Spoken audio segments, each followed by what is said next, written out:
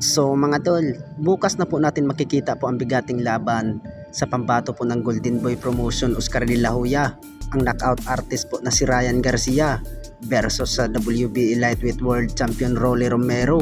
Bukod dyan ay banat nga ni Rolly Romero mga tol, nadudurugin daw niya itong si Ryan Garcia bukas. At dagdag pa po ni Rolly Romero, hindi daw siya natatakot po sa lip hook daw ni Ryan Garcia dahil po ay pinaghandaan daw po niya ang laban na yan. At sumagot naman itong si Ryan Garcia mga tol, magkaalaman daw bukas kung saan daw niya paretiruhin itong si Rolly Romero. Last na laban na lang daw to ni Rolly Romero bukas mga tol. Bukod dyan, sa hindi po nakakaalam mga tol, ay main event po sila si Ryan Garcia versus Rolly Romero.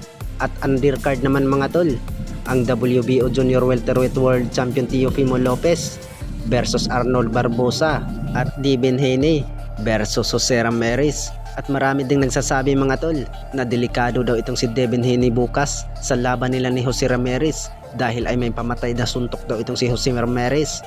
Dahil po ay may lakas din itong si Jose Ramirez mga tol, kaya bukas na po natin malalaman. Samantala, sa hindi po nakakaalam mga tol, ay naglaban na po na sila si Devin Haney at Ryan Garcia, kung saan lang po ilang bisis po pinabagsak ni Ryan Garcia itong si Devin Haney.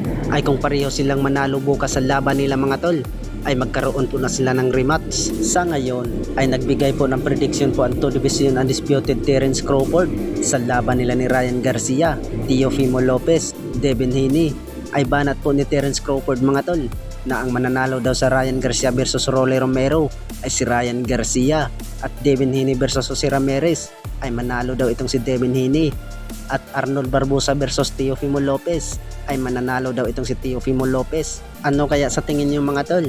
Magkatotoo kaya ang prediction po ni Terence Crawford?